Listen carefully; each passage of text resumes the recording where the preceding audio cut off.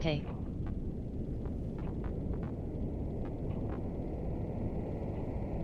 Oh, another computer again.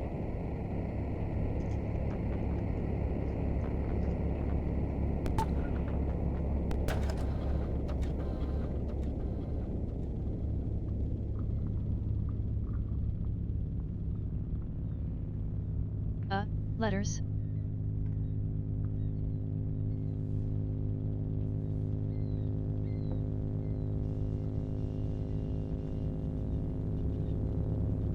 I don't think this is horror anyway. It didn't say anything about a horror attack. However, tag on Steam.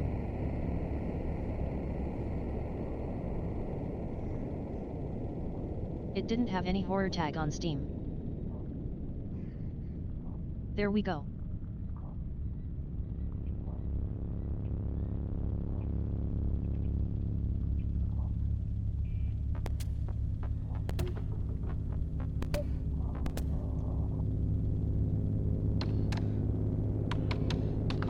Last, change scale.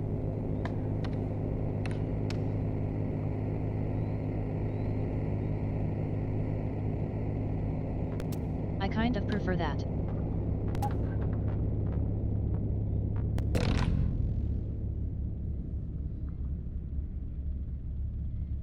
Okay, 8838. Yearly hunting.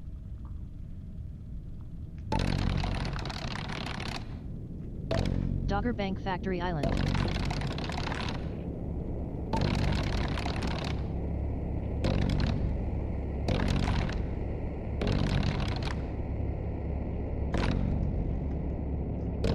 Maybe I'm wrong about it not being horror.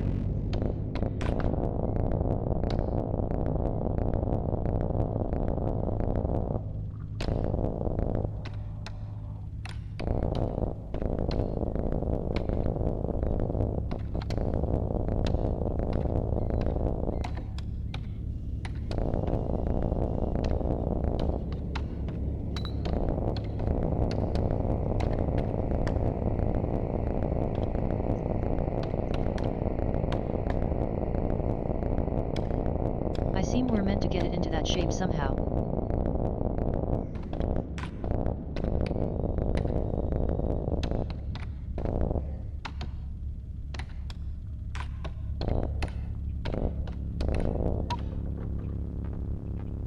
Although, I'm not sure if.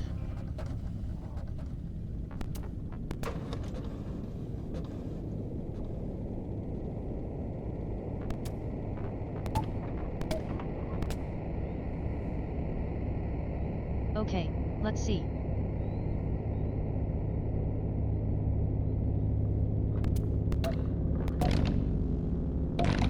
Shift, go faster. Control, go slower.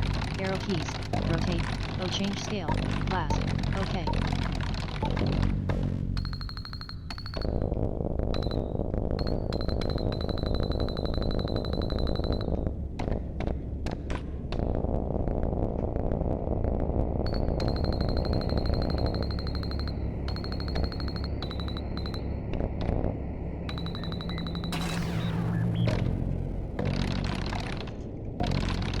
Yeah.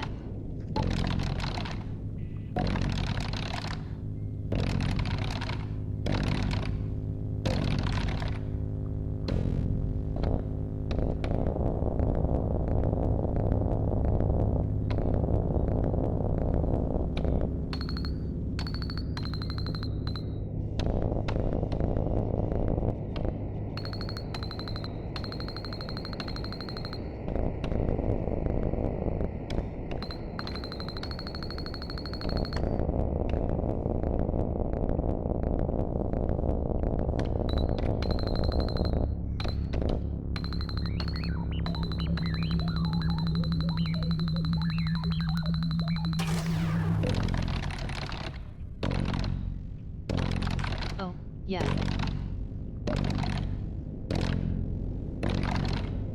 This is a very interesting game.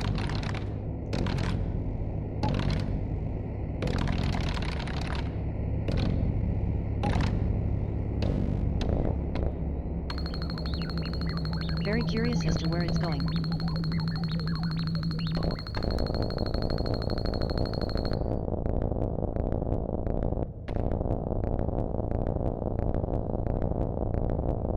Maybe we should make sure they're all going in the same place.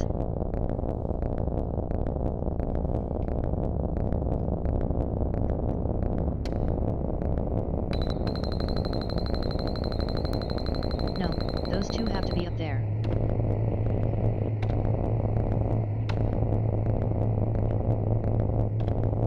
That's the correct size.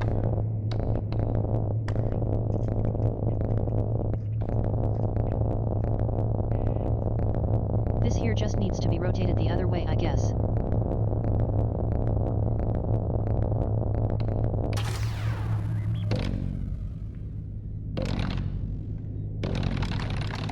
I'm not sure what these are meant to represent.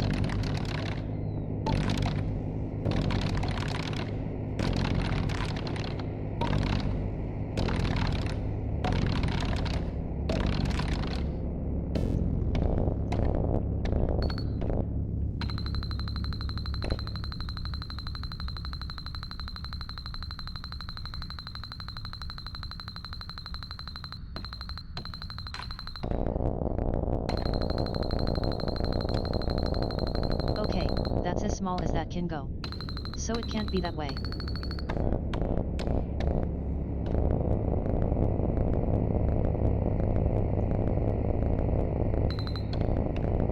Unless it's meant to be like that.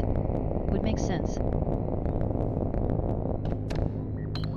Yeah, there we go.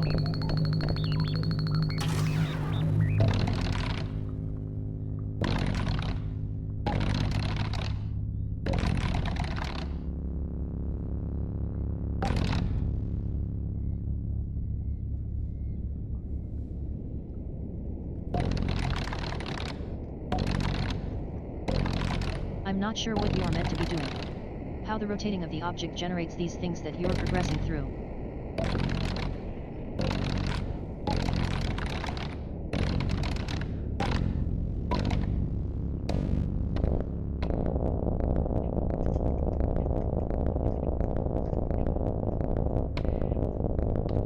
Well, this one's a little bit easier to understand.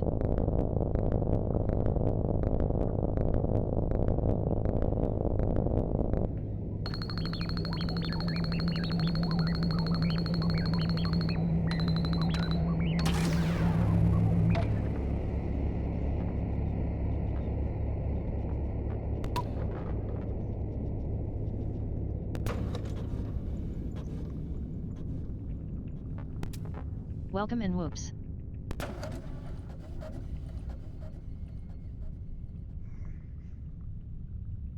I thought it said welcome in 688. Execute the action file to install Elent.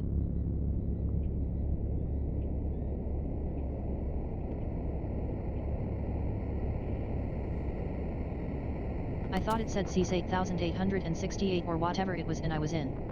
I just finished it. But it says. No, just case, not CIS.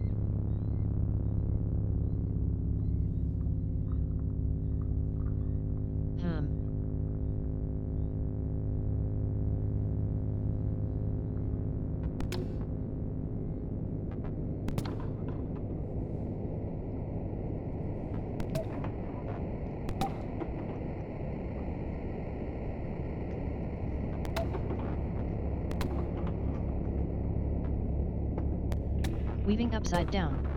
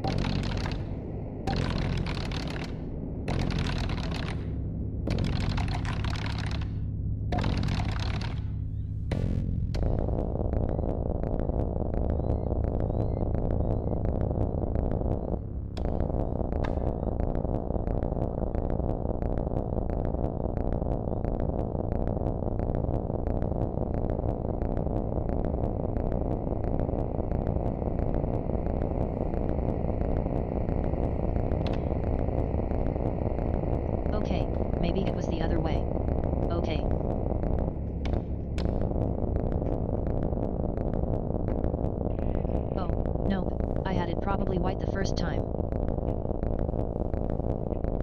Probably right.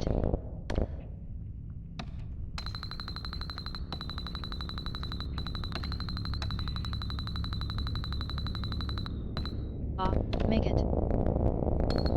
Or maybe not.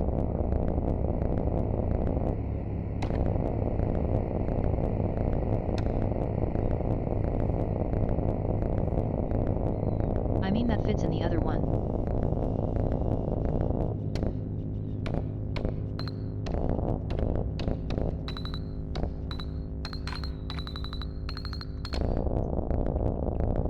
That fits there.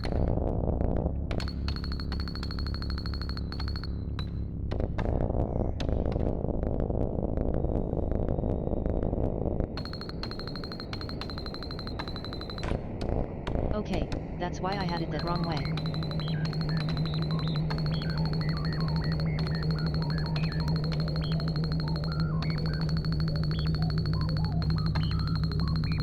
I can't seem to make the top one any thinner though. Smaller. Oh, there we go.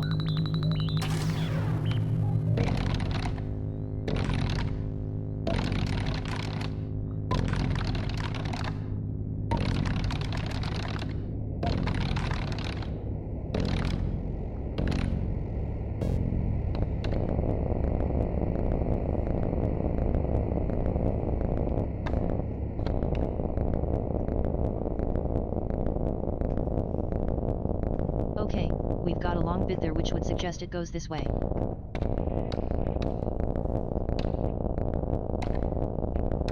Maybe not.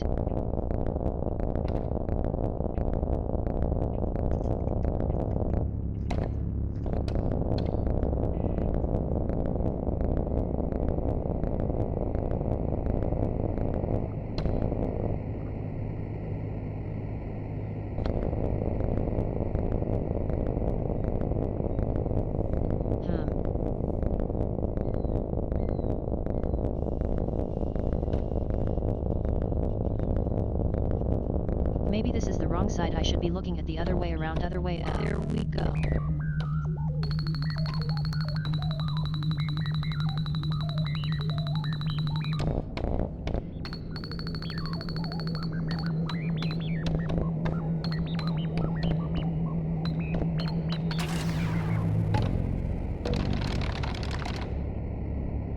I think TDS broke. No, it did not.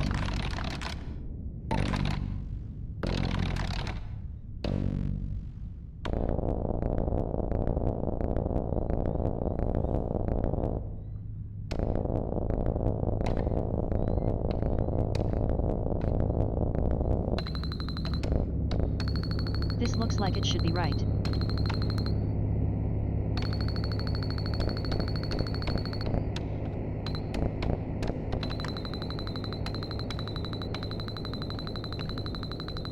Oops. Okay. Let's move my keyboard just a little bit.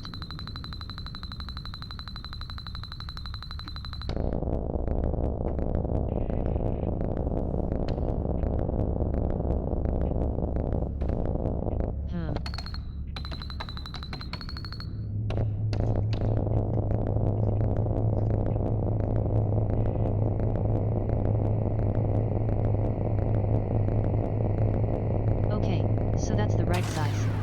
But not. Okay, maybe it's the other way around.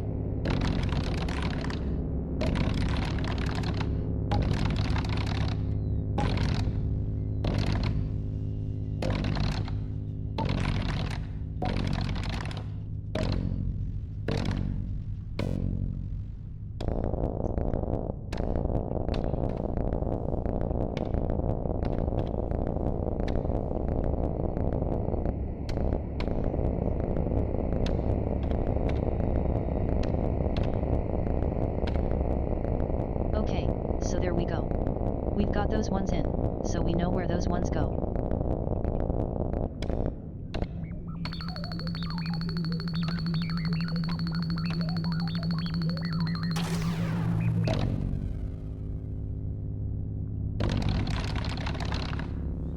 Oh yeah, there's something really satisfying about that.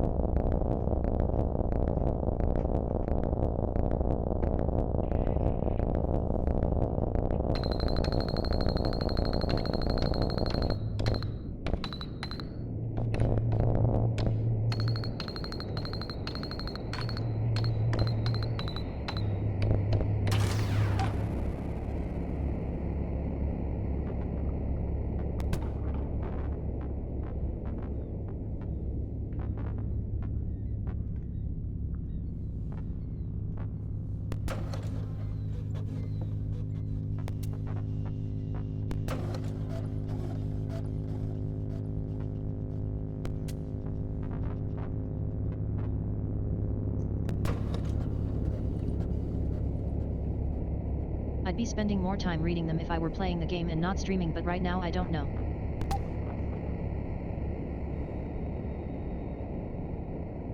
Five tips for being well.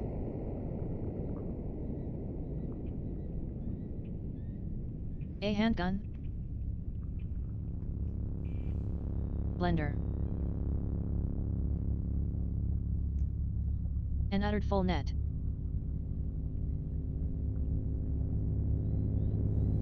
An otter troll net.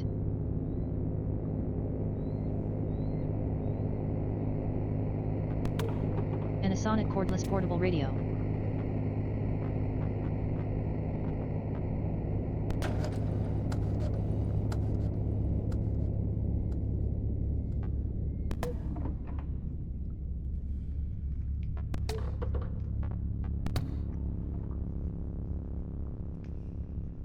Lots of reading notes.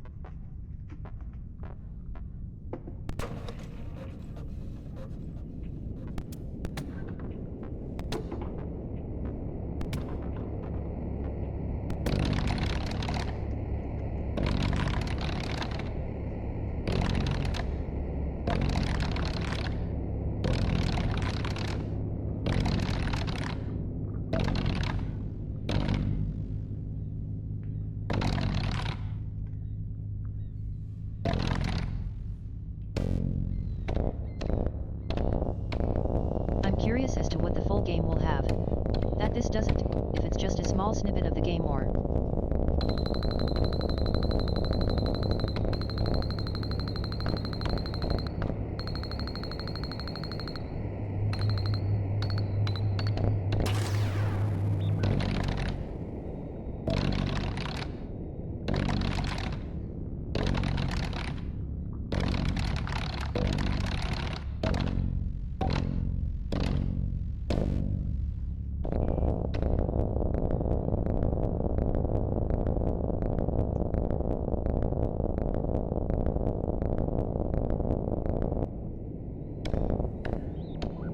Sometimes it feels a lot easier to place them than others.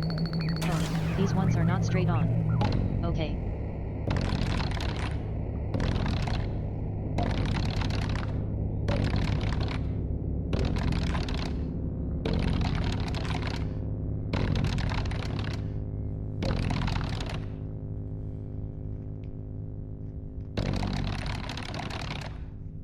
I think it does also have been written really well.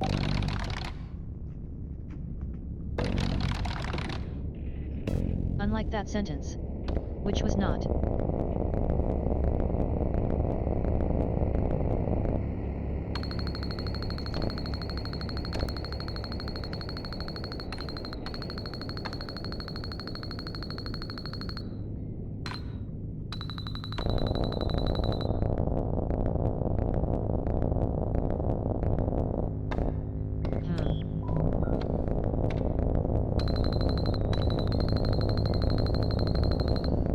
Let's see how this would all fit together.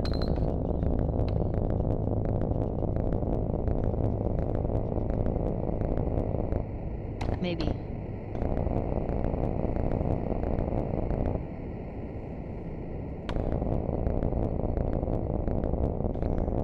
Seems as the background hum is getting louder.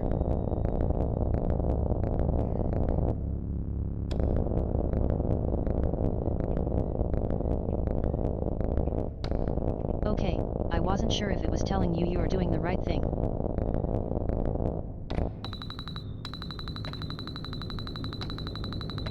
Like the louder the noise got, then the better.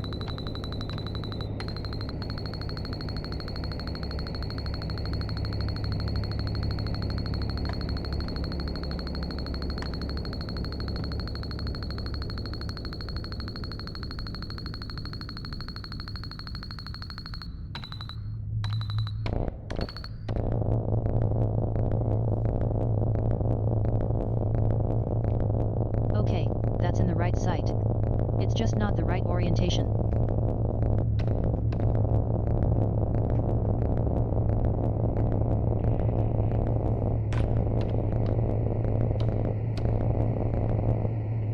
Okay, yeah.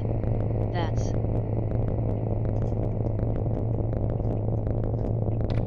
So now it needs to be turned around 180 degrees.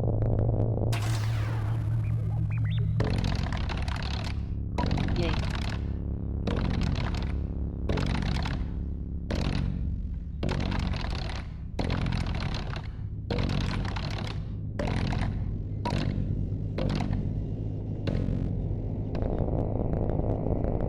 Bye-bye yearly.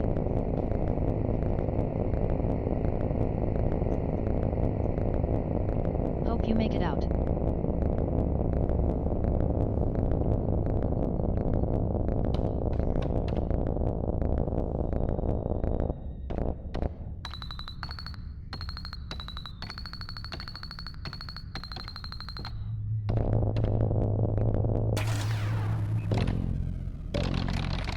Yeah.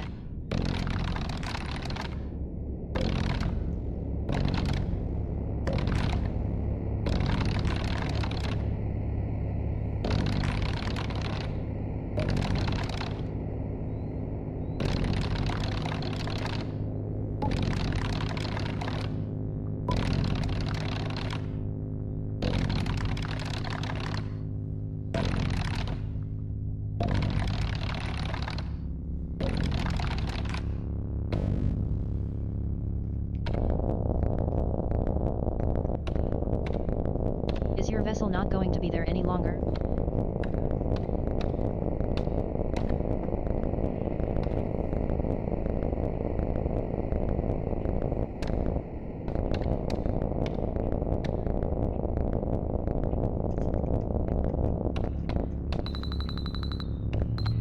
There we go.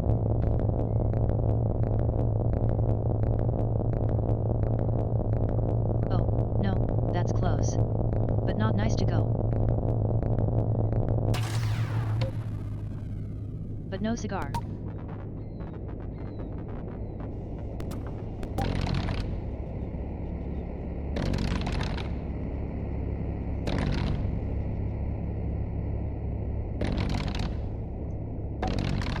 For some reason I kind of want to watch a James Bond movie. I don't know why.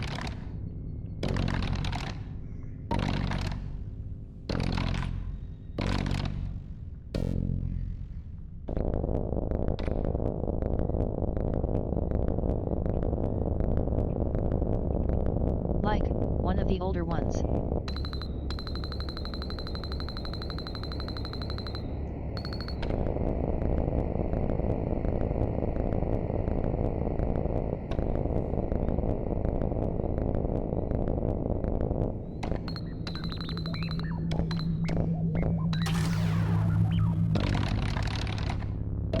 Yay.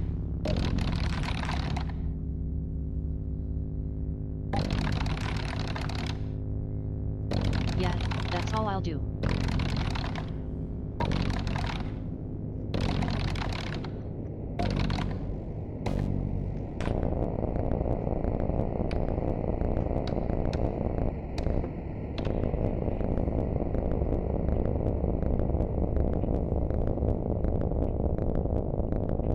No, not that way.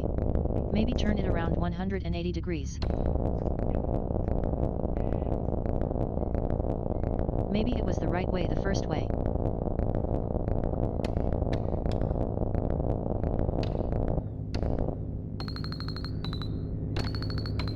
Though it might have been. But it just didn't seem like it. It was.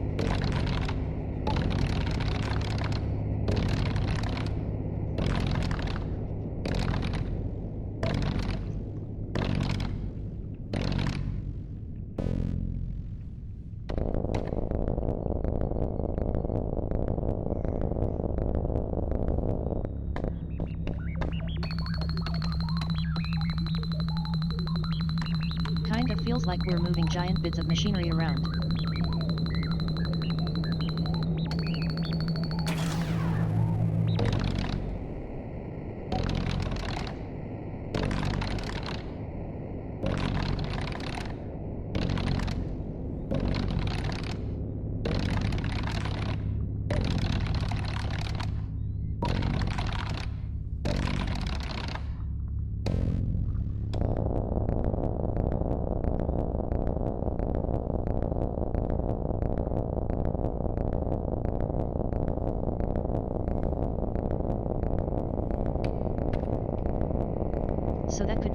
drowning. The jarring noise that's coming whenever we move anything.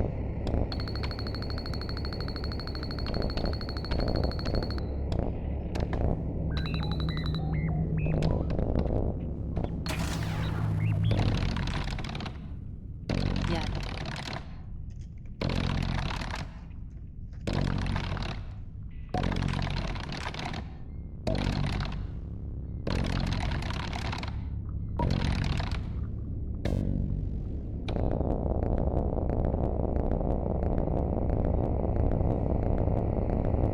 This one I think is going to be turned around 180.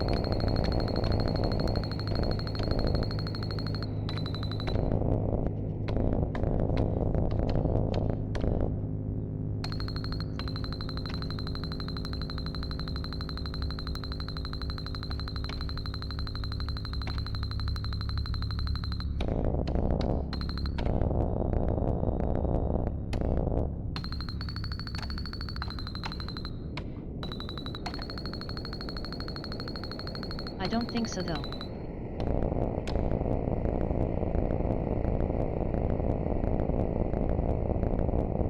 Maybe I am. Though. I don't know.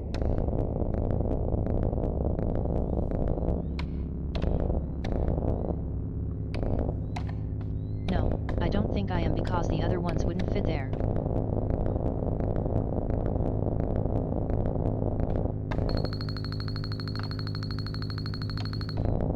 Maybe they're in the wrong orientation.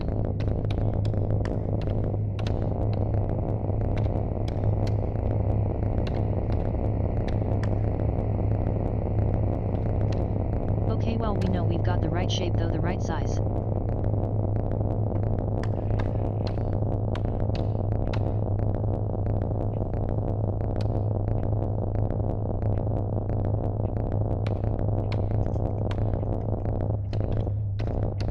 Will I be able to do this within the next 30 seconds?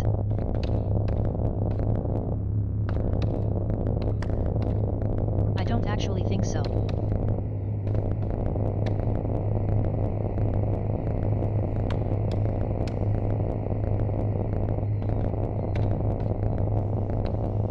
Oh wait, I can speed it up. Yeah, I completely forgot that I could do that.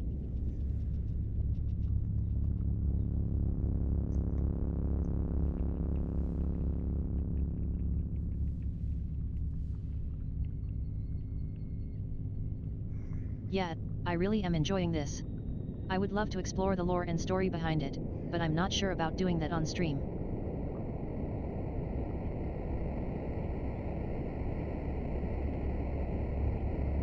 But that's a half hour of this demo up, so we will be going on to the next.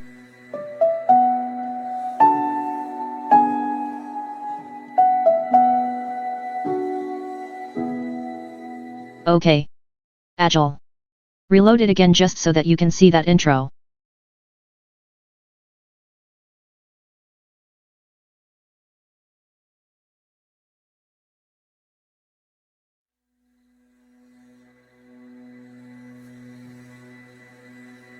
Home is where the secrets are.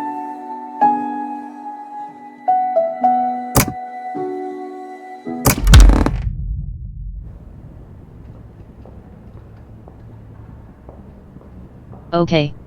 That was really loud. I apologize for that.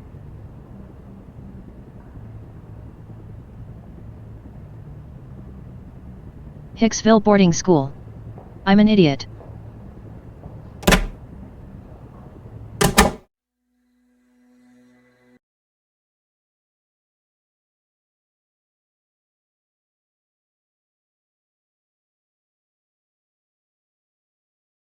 Okay. Okay. I'm done. You can mess around with the audio in my end since it doesn't seem to have any options to do so on this.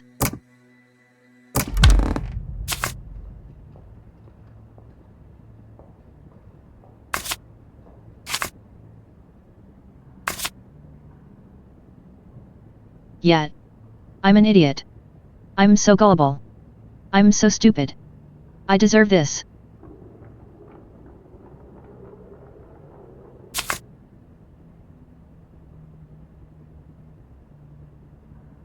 I deserve this cash on my head.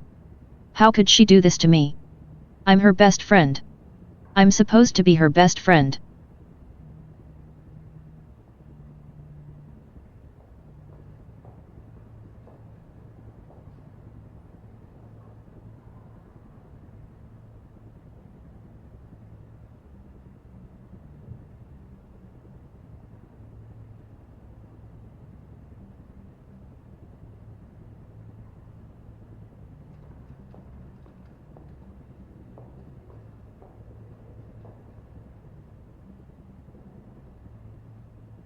As soon as she reaches her room, Debbie heads straight to the bathroom and locks herself in. She presses her hand to the wound on her forehead. Blood runs down her cheeks and neck, staining her Hicksville College uniform.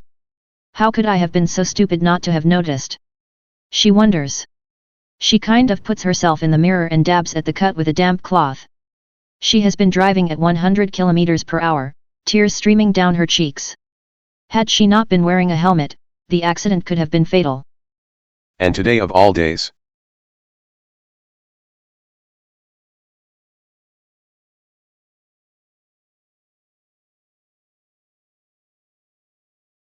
Sorry. That was the STTDS thing messing up there a little bit. It wasn't letting me select anything.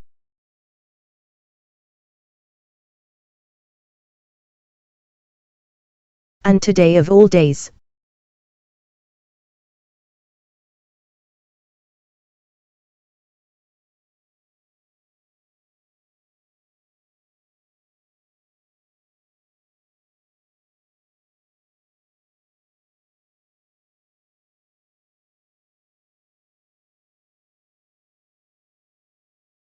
A few hours ago, Debbie completed another lap around the sun.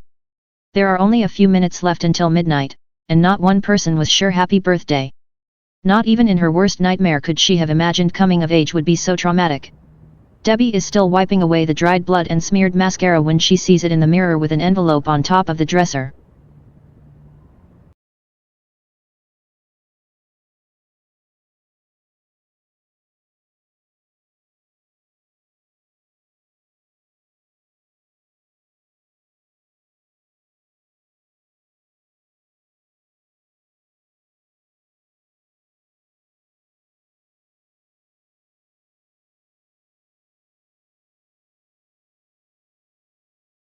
Her name is written on the envelope in marker pen. The handwriting is both exquisite and disturbing. Debbie flips it over, but there's no return address. The stamp looks foreign.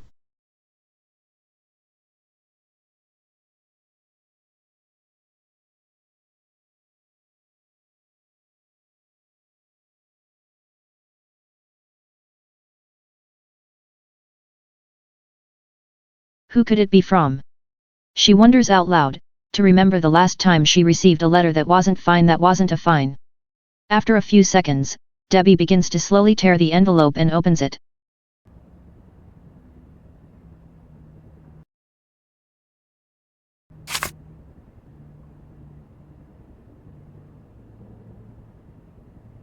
And today of all days. And today, my 18th birthday.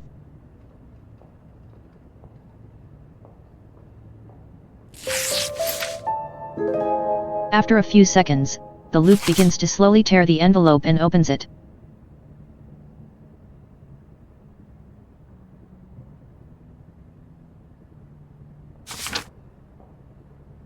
"57B East Side School Road, 87002, Hicksville."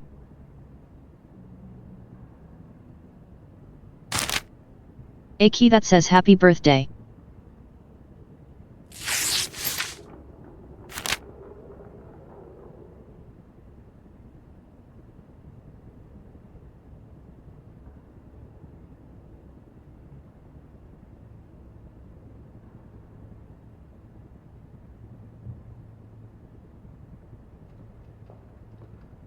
She pulls out a postcard from inside the envelope. On the front is a photograph of a place she doesn't recognize. The address written on is equally as strange. It's completely incomprehensible, mysterious even. Debbie studies the stamp, hoping it might offer a clue. I have no idea where this is from.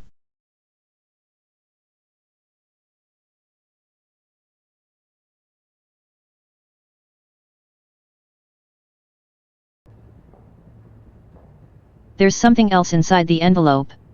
It's a key, and it has a tag. Debbie picks up the key, and it looks at the tag. Happy birthday. The first message she's had all day. Who the hell sent me this? Is this some kind of joke? Ouch.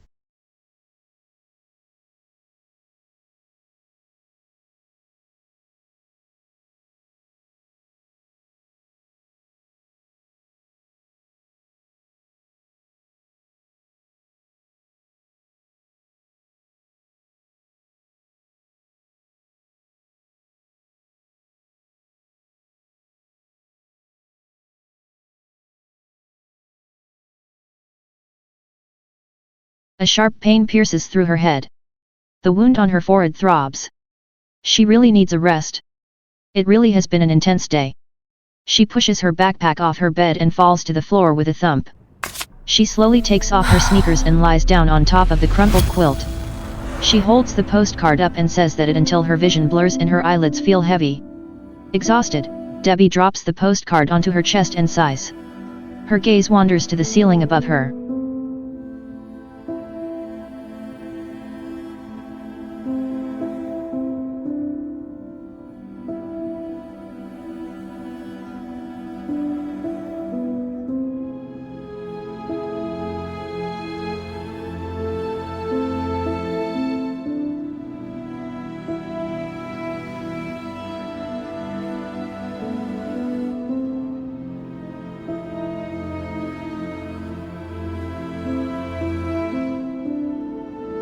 Nicole. Nicole. Nicole. That filthy, deceitful rat. She doesn't even like David. Why did she do it? Was she jealous, or was it to satisfy her spoiled brat ego? I trusted her. I told her I felt about David or how I thought I felt about him. Note to self, never fall in love with the captain of the lacrosse team. Although it hurts way more that she betrayed by to be betrayed by my best friend than to being cheated on by that creep, David Stratford.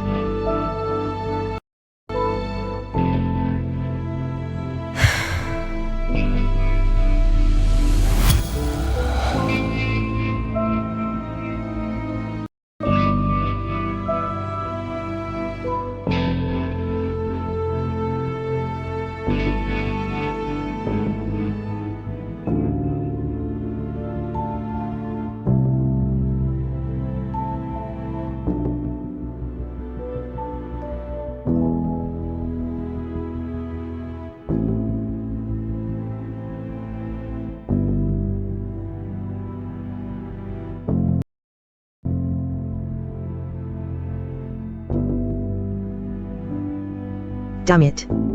The image is gonna stay with me for the rest of my life. They weren't even trying to hide it.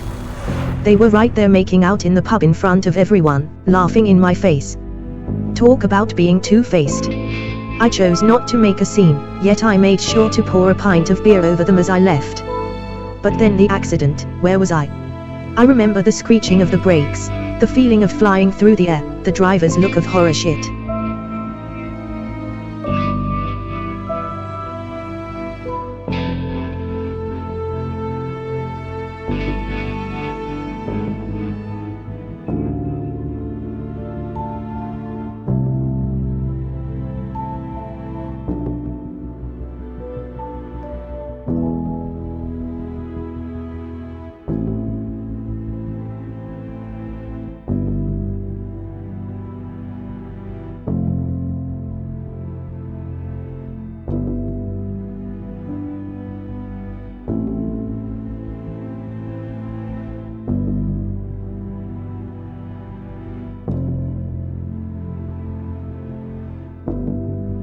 On Monday, I was kicked out of the boarding school again. I'm really outdoing myself. This is the third time this year. The way my dad shot me that you've really disappointed me, Claire, when I was talking to Strickland, it was priceless, and the sorry excuse of a principal went on and on, reeling off my greatest achievements, repeatedly skipping class, alcohol and drug use on school premises, zero respect for the rules and school values. My dad had given me way too many ultimatums. He's well aware that shipping me off to some other boarding school would be doing me a favor. He's a million other tricks I perceive when it comes to making my life miserable. But if he dares lay a hand on me again, he'll know what's coming. I made that crystal clear to him at last Christmas.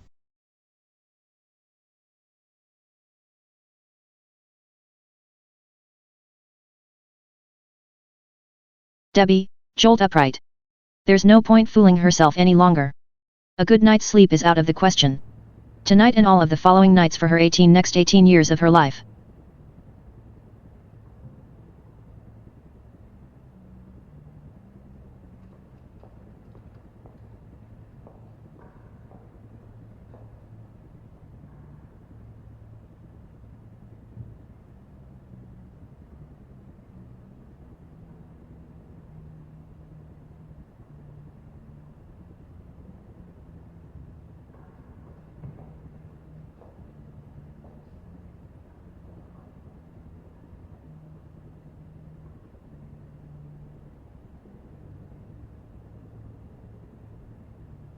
Thousands of thoughts swirl around her mind.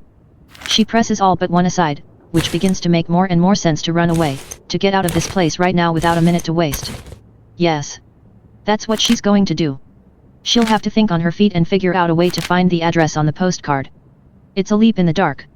She knows there might be nothing there, and the key might be nothing more than a joke.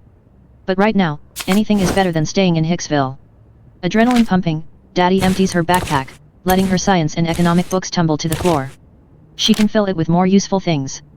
Debbie scours her room looking for anything she might need, some clothes, a pair of slippers, and her toothbrush.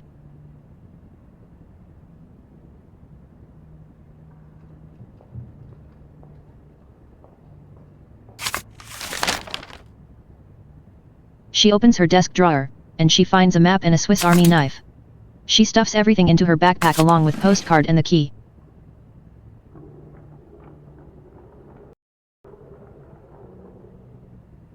Ah, yes. Some cash would be helpful.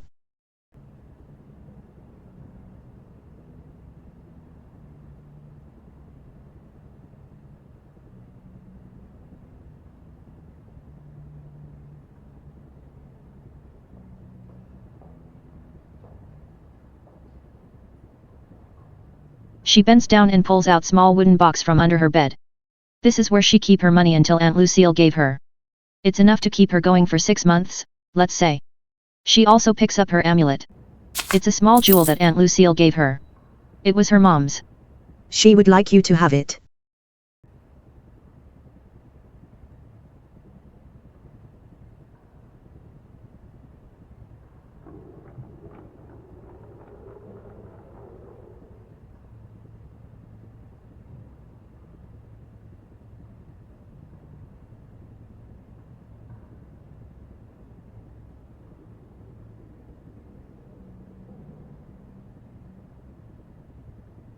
Her aunt told her, Debbie never met her mom. She died when she was 4 years old, but now the back time not to think about that. She stuffs her belongings into a backpack along with postcard and key. Debbie puts on her jacket and pulls a hat over her head. She looks in the mirror and barely recognizes herself. The wound on her forehead is swelling and turning purple, but at least it has stopped bleeding.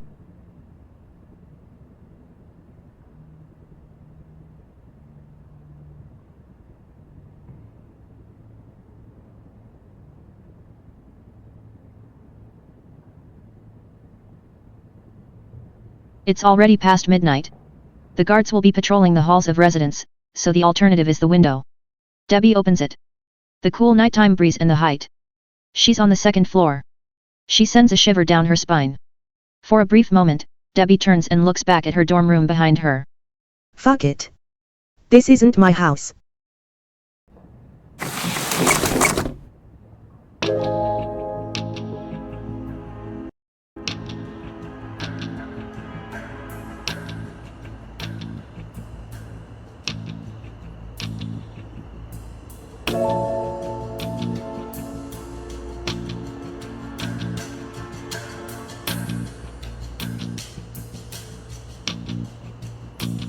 Debbie sticks one leg out of the window, and she looks around outside. She knows she must rely on the cover of darkness to make her escape. Hundreds of stars flicker above her, but the night sky is moonless. There doesn't seem to be anyone in the garden. She hears voices and laughter coming from the dorm rooms. Another sleepover I wasn't invited to. Good. That'll keep my guards busy.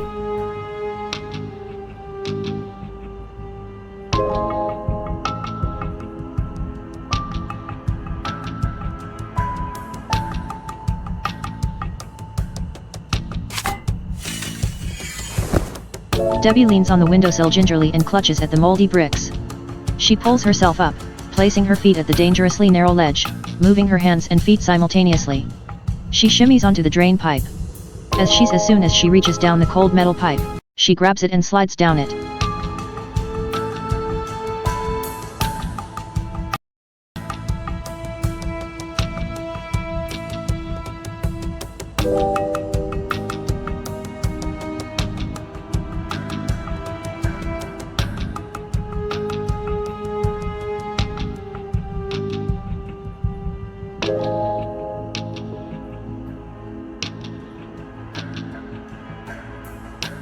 Debbie misjudged the distance and has tumbled into a planter.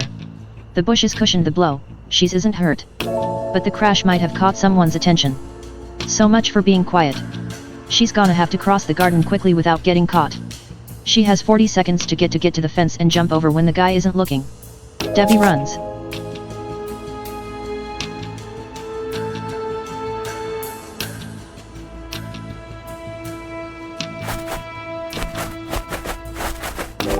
Runs. Runs. Runs. Runs. Runs. More and more. Runs. Runs. Runs. Without looking back. Runs. Runs. And runs.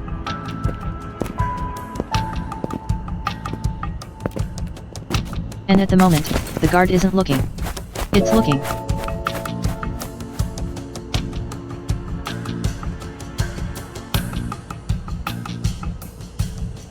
She sneaks towards the parking lot, crouching down as she goes.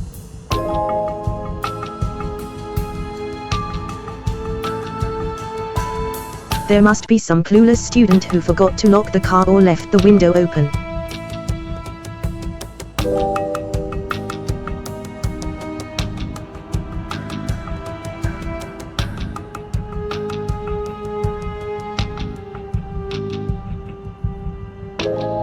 That's when she spotted.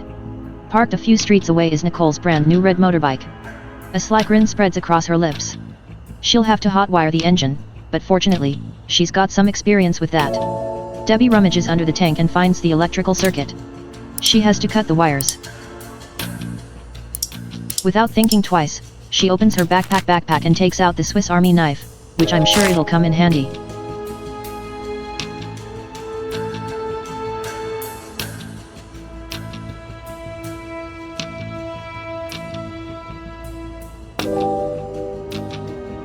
Now Debbie must first connect the green wire to the black wire and the red wire to the blue wire. When the wires are connected, she'll be able to start the bike.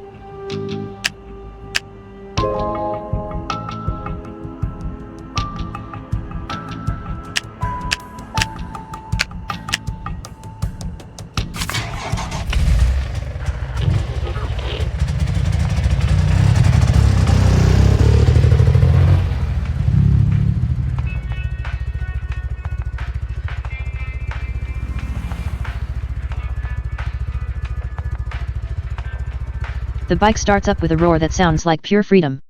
As the security guard approaches the parking lot, Debbie grins and the handbars accelerates, getting out of there as fast as she can. Quid pro quo, Nicole. Your bike in exchange for Slimy David.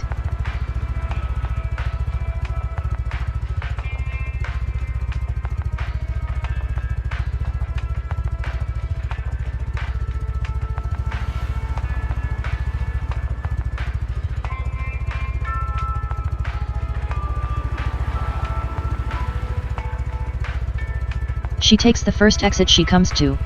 David can't help but think about the boarding school. They probably haven't even noticed she's gone. Tomorrow morning, they'll start looking for her. Her body aches, her head throbs, but she can't stop. She must get to a destination as soon as possible. First, she must get her bearings and decide whether to take Interstate Highway or the Hicksville Freeway.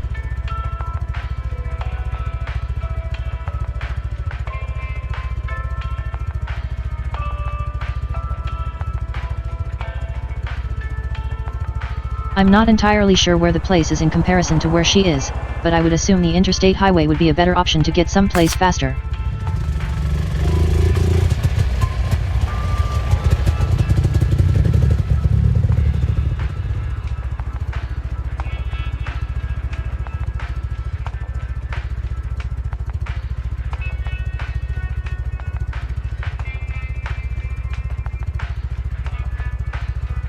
Debbie's eyes start to feel heavy. She passes a sign for a service area a few miles up ahead. It's tempting. She still had a little gas in the tank, but it wouldn't hurt to stop for a coffee and a bite to eat. Or would she be taking unnecessary risk? She debates whether to keep going or to stop and rest.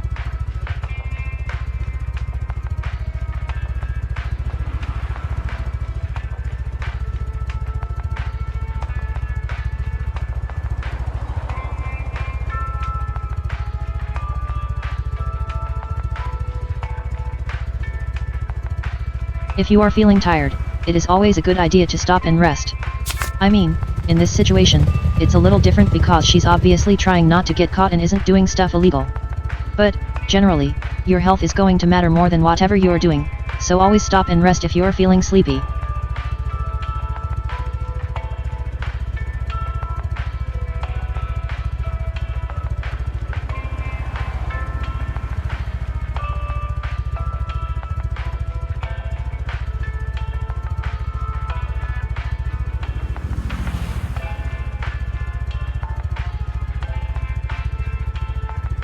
She definitely needs to take a break to refuel. After filling up the bike, she heads towards the service station bar. Debbie slams down at a table by the window. She slowly sips over a hot coffee and devours a sugary muffin that fulfills at least a criteria of mass-produced snack. Lost in her thoughts, Debbie imagines her dad's reaction when they tell him she's run away. How could you let this happen, Strickland? I thought you ran a serious institution. She was always trouble, Mr. Clough.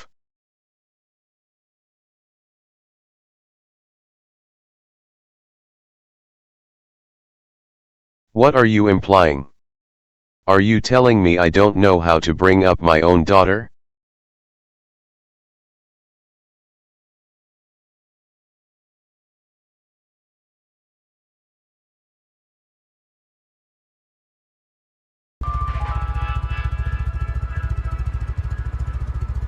Feeling a curious mix of embarrassment and delight, Debbie slurps the last sip of coffee and lays out a map on the table. She has quite a way to go. She can take the 86 to Northwick or the back road to Pine Bluffs.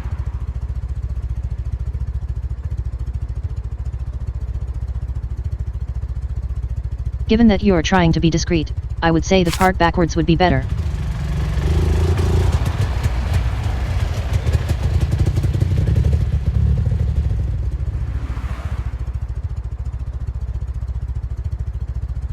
As she drives, memories of the past she is leaving behind come flooding back. Lost in regret and overcome with fatigue, her grip weakens, and the bike slows. Seriously, what am I doing? I get some random anonymous postcard and suddenly I'm ready to send everything and everyone to hell.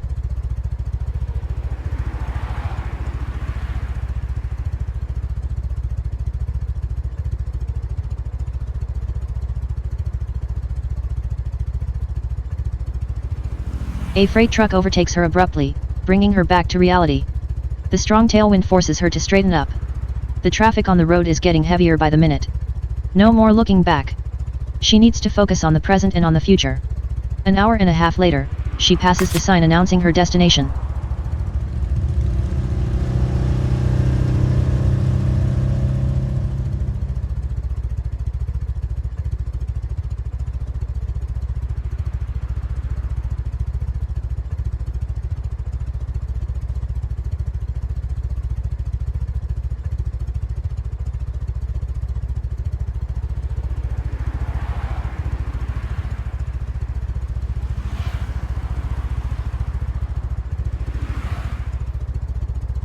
It's almost noon when Debbie finally reaches her destination.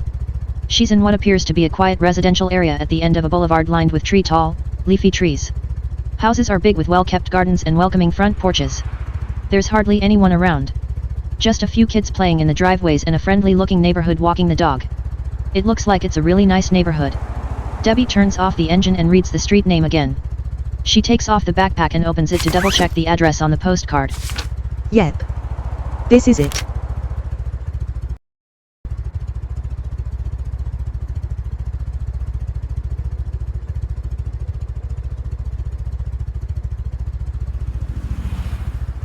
She sets off again much more slowly, her eyes scanning the number 57 on the odd number sidewalk. She feels her pulse start to quicken.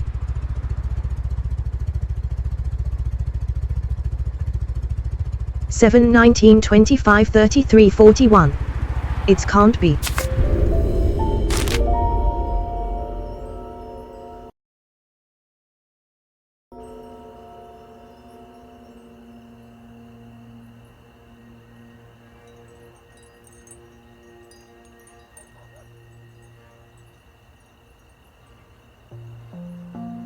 Debbie appears, stops in front of number 57 and gets off her bike. She can hardly believe her eyes. In front of her is a house she can't even begin to describe. She simply can't put it into words. It's beautiful.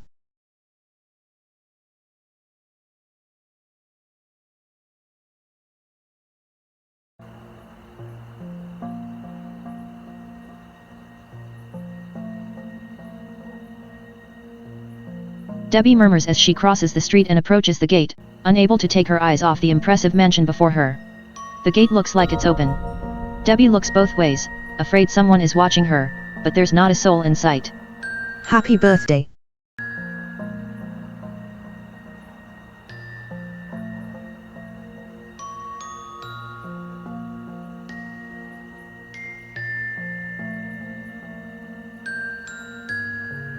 Building up the courage to push the gate open, Debbie crosses the garden on the narrow pathway bordered by the brightly colored plants. Dry leaves crunch beneath their feet, and it looks like no one has mowed the lawn in weeks.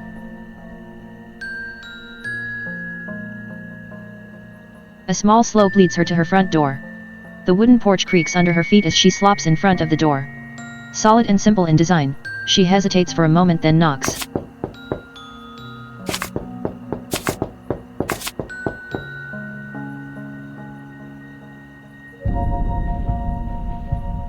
She tries again and again and again and again.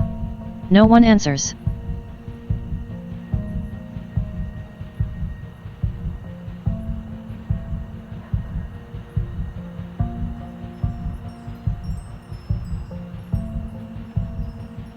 Debbie goes to push the door open, but it is firmly locked. To her right is something that looks like an intercom, but it's turned off with a small slot in the panel. Perhaps she needs a key to activate it.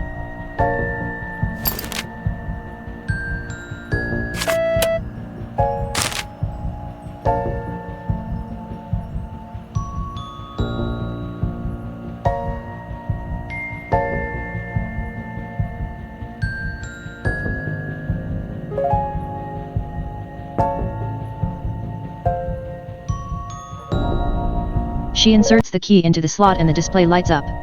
So the intercom is now turned on. Debbie tries to open the door again, but it is still locked. It looked like she needs to enter the combination. From the looks of it, there is no conventional security system. There's no questioning its effectiveness.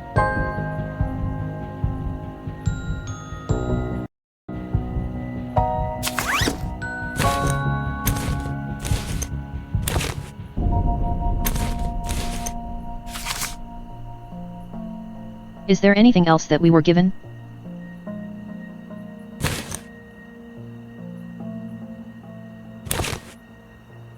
That might tell us the information.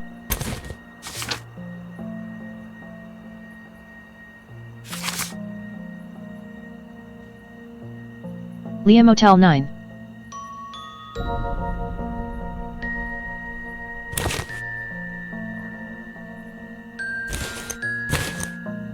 $87002. Unfortunately, that though is the half hour of this game.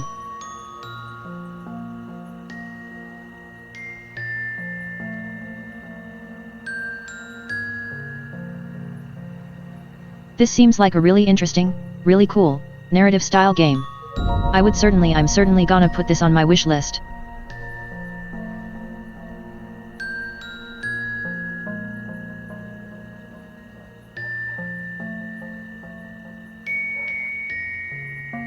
Though I do realize we do have only, like, minutes to the next ad break, so I'm gonna continue playing this until the ad break comes up.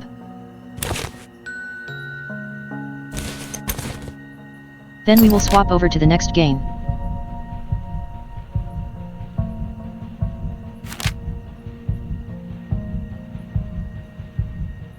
So anything that's obvious I can see? Take a good look at what once came your way. The cars, birds, and trees are the key to entering this place.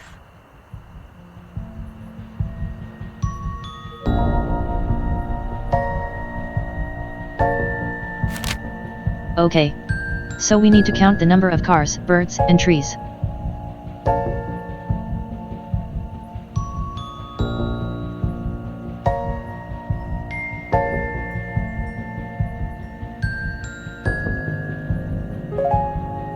Can't see any number of cars, so maybe 0 cars.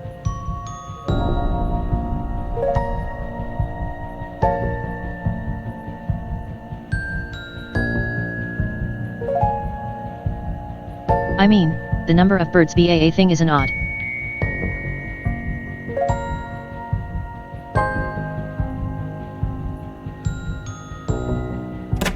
So unless there's some way to go back.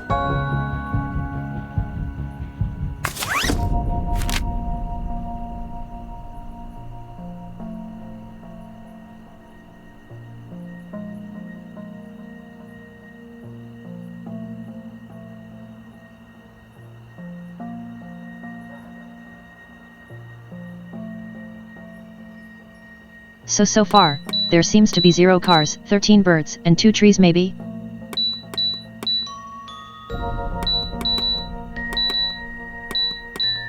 Take a good look at what once came your way. The cars, birds, and trees are the key to entering this place.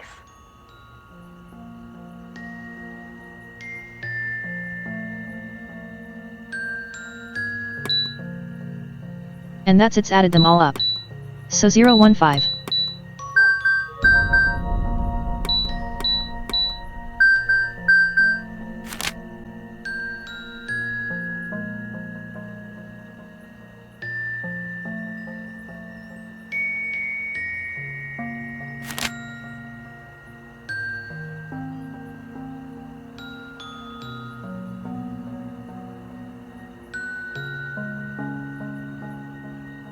I can't seem to find any other information.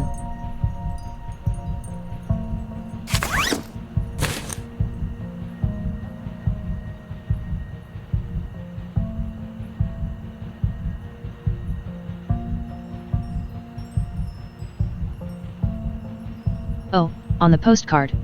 That makes sense. Yes.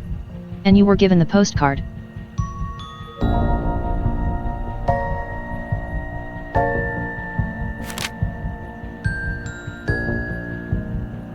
Five trees. 652.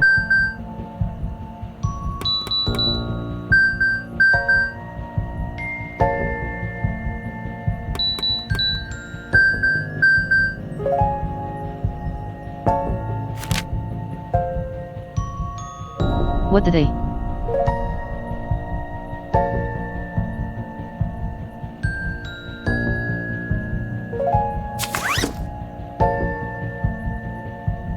Mind just being around me?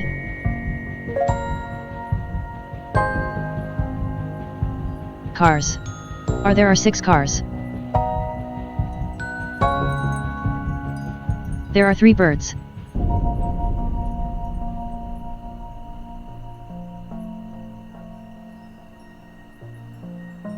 And there are 1, 2, 3, 4, 5 trees.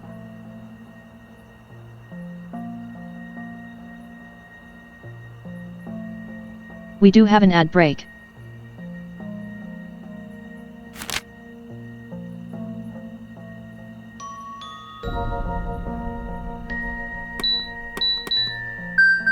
I do want to see if I got this right, though. We will be sort of stopping this when and I'm in that too.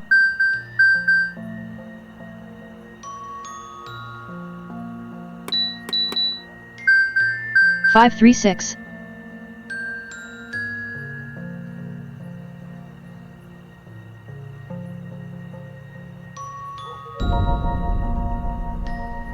Yet.